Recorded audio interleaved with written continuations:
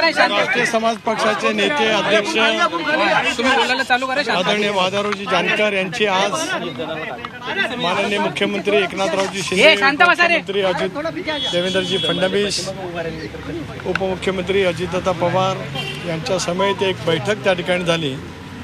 त्या बैठकीला स्वतः जानकर साहेब उपस्थित होते। राष्ट्रवादी काँग्रेस पक्षाचा अध्यक्ष म्हणून मी पण उपस्थित होतो। भारतीय जनता पक्षाचे एक प्रमुख सहकारी आमचे आमदार प्रसादजी लाडसुद्धा त्या ठिकाणी उपस्थित होते। आम्ही सविस्तरपणाने विविध विषयांच्यावरती त्या ठिकाणी चर्चा केली आणि आदरणीय जानकर साहेबांनी महायुतीमध्ये सोबतच राहणार असल्याचं स्पष्टपणाचा निर्वाळा त्या ठिकाणी दिला। महायुतीच्या मार्फत लोकसभेची एक जागा रासपाला म्हणजे पर्यायानेच जानकर साहेबांना त्या ठिकाणी देण्याचा निर्णयसुद्धा आम्ही त्या ठिकाणी घेतलेला आहे।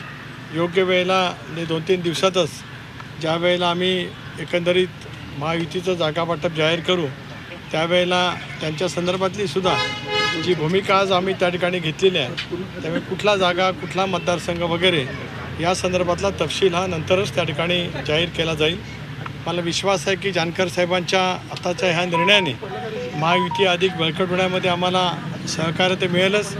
राज्यभरामध्ये 48 जागा ज्या काय महायुती त्या ठिकाणी लढणार आहे, 45+ आम्ही उद्दिष्ट ठेवतो आहोत। यामध्ये सुद्धा त्यांचा सक्रिय सहभाग आणि फार मोठ्या प्रमाणावरती योगदान त्या ठिकाणी राहील असा सुद्धा विश्वास आम्हा तिन्ही पक्षांच्या वतीने या ठिकाणी मी व्यक्त करतो आहे। राष्ट्रवादी काँग्रेस पक्ष हा परभणीच्या जागेवर दावा सांगत होता, मात्र आता त्या ठिकाणाहून महादेव जानकर इच्छुक असल्याची देखील माहिती समोर आली होती। याच्यामध्ये काय नाही, त्याच्यामध्ये एकच बाब नक्की आहे की आम्ही एकत्रितपणाने बसून नेमक्या कुठल्या जागेवरती लोकसभेच्या त्यांनी उमेदवारी करावी याचा पूर्णपणाने राजकीयदृष्ट्या विश्लेषण करत तिन्ही पक्षाचे प्रमुख नेते त्या ठिकाणी बसून आम्ही निर्णय घेणार आहोत।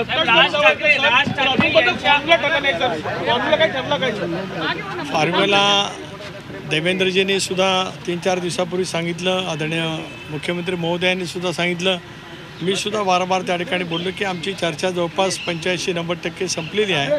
कारण महाराष्ट्रातल्या जे काही आता या निवडणुका आहेत ह्या 5 टप्प्यामध्ये त्या ठिकाणी होणार आहेत आणि म्हणून अतिशय समन्वयाने आणि विशेष करून भारतीय जनता पक्षाने भूमिका घेत असतानाच मित्र पक्षाला सन्मानपूर्वक लोकसभा निवडणुकीमध्ये स्थान देण्याची त्यांची जी भूमिका आहे त्याच्यामुळे एक दिलाने या निवडणुकीला आम्ही सगळेजण सामोरं जाणार आहोत।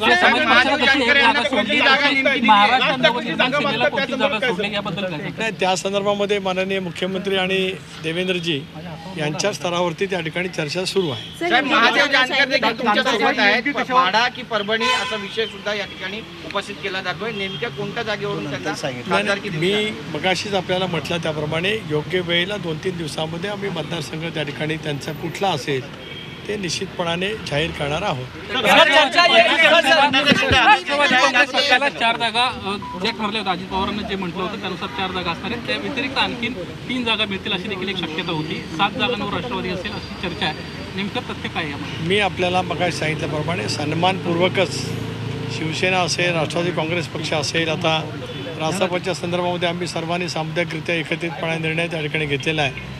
ते चर्चा त्या ठिकाणी सुरू आहे आणि निश्चितपणे त्या पद्धतीने जागांचं वाटप होईल।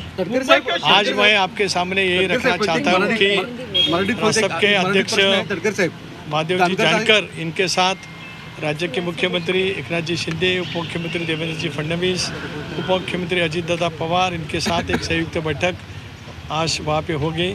प्रदेश अध्यक्ष के नाते मैं भी वहाँ उपस्थित था, हमारे विधायक प्रसादजी लाड भी थे, स्वयं जानकर साहब भी वहाँ उपस्थित थे और उन्होंने एनडीए के अलायंस मजबूत करने के लिए फिर एक दोबारा ऐलान वहाँ पे किया है। एनडीए के लिए 48 जगह जो हम पूरे राज्य में चुनाव लड़ने जा रहे हैं, जानकर जी का सहयोग इसमें बहुत अच्छा हम सबको वहाँ पे मिलेगा। तो शरद पवार ग्रुप के लिए कितना बड़ा झटका हो सकता है? क्योंकि कई बार हम सुन रहे थे कि शरद पवार के साथ जा सकते हैं, उन्होंने खुद कहा था कि हम उनको लेना चाहते हैं साथ में, तो कितना बड़ा झटका आप समझते हैं? देखिए, इसके बारे में मैं कुछ टिप्पणी नहीं करना चाहता हूँ क्योंकि आज स्वयं जानकर साहब यहाँ पे हैं। आज आपके माध्यम से महाराष्ट्र की जनता को हम यही संबोधित करना चाहते हैं कि हम साथ में मिलकर आने वाले चुनाव देश के प्रधानमंत्री नरेंद्र मोदी जी को और शक्ति देने के लिए महाराष्ट्र में हम सब तैयार है। सर कितनी सीटों को लेकर बात फाइनल हो चुकी है? कितनी सीटों को लेकर बात फाइनल हो चुकी है अब तक? सोबत असणार आहे. सीट शेअरिंग कहाँ तक आहे सर बता? कधी पाहायला मिळणार? राज ठाकरेंचं पाठिंब्याचं पत्र असं कधी पाहायला मिळणार?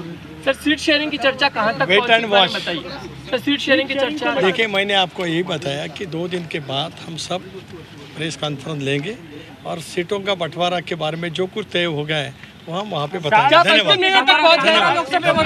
जानकर साहेब रासपचे महादेव जानकर हे महायुती सोबतच राहणार असा निर्वाळा देण्यात आलेला आहे। ते एनडीएसह असणार आहेत असंही सुनील तटकरे यांनी म्हटलंय। निवडणुका त्यांच्या पक्षाच्या चिन्हावरती त्या ठिकाणी लढवलेलं आहे, त्यामुळे त्या संदर्भातला काय वेगळा अनर्थ काढण्याची काहीच आवश्यकता त्या ठिकाणी नाही। उदयनराजे उमेदवार असतात साताऱ्याचे, उदयनराजे जानकर